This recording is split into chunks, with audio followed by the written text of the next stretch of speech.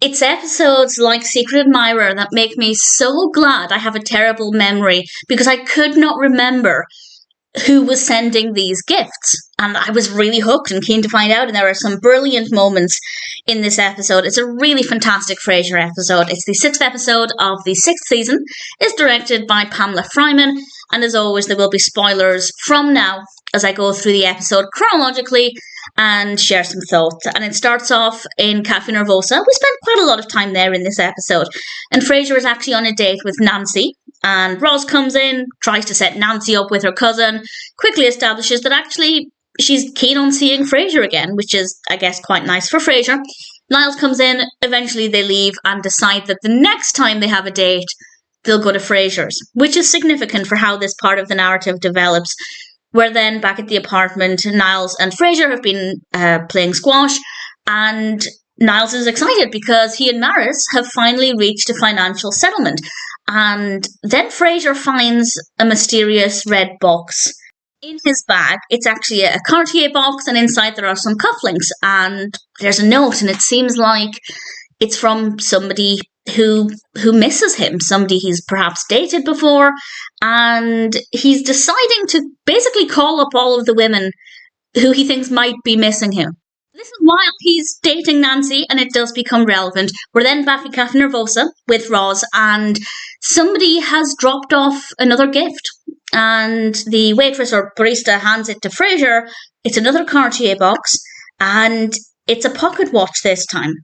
And Niles and Martin are then there. Frasier happens to see a woman called Tina nearby, and he thinks maybe Tina left it and she was there to watch the gift being given to Frasier, but watching from a distance. So he goes off to talk with Tina, and we get this really fantastic moment. One of my favourite Martin moments, where he's talking about the shredded, like the paper, the tissue paper or whatever it is that's in the box.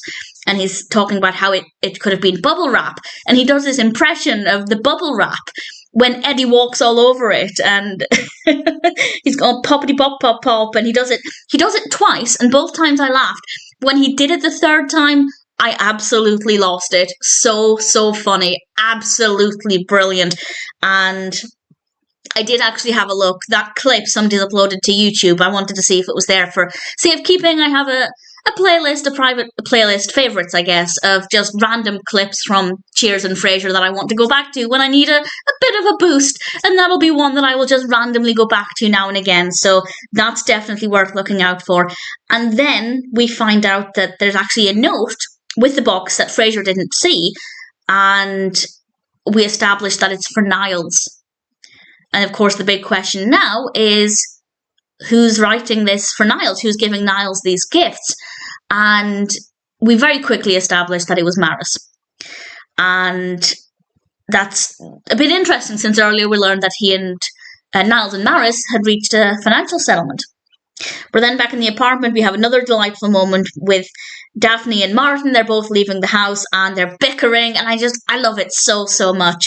And Nancy then arrives for her date with Frasier. As I said, they decided earlier on that their next date would be in Frasier's apartment. And this is significant because no sooner had she arrived than Frasier started to get phone calls and voice messages from the women he'd called earlier to try and establish who had sent him the gift. And of course, when you're on a date with somebody, you don't really want your exes to start phoning. I have to say, credit to Nancy. When she heard the first voicemail, she just said, we all have exes, and just brushed it off. She didn't make a big deal out of it, which I think was very sensible and very reasonable of her. But once it started to escalate, I could understand why she was getting a little bit irritated. And then somebody turns up. A woman turns up at the door, and that seems quite excessive to respond to somebody's phone call by turning up at their door.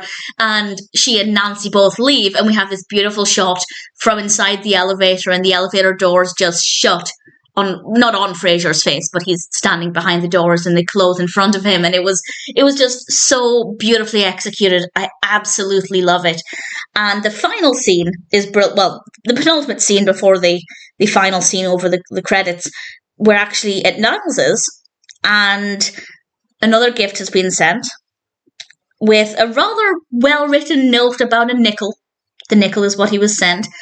And there's still no bubble wrap. But the shredded paper this time was the financial settlement. And Maris is going to ruin Niles. And he's distraught. Frasier's distraught because nobody was sending him gifts and he's basically ruined his chances with Nancy. And Martin does what he can do in the moment, and that's ask them if they want ice cream.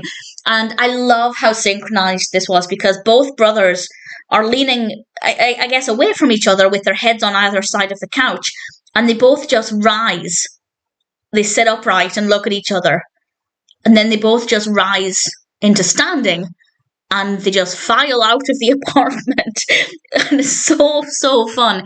And they get their ice cream, and it was a really sweet moment. Absolutely fantastic episode.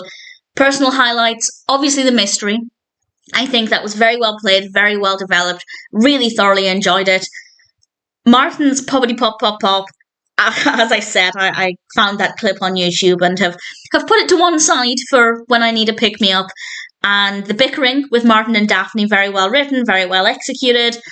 And how synchronized Niles and Frasier were with their movements when Martin decided to take them for ice cream to cheer them up. It's a brilliant episode. Really thoroughly enjoyed it. All things considered, I'd say Secret Admirer is a pretty perfect episode of Frasier.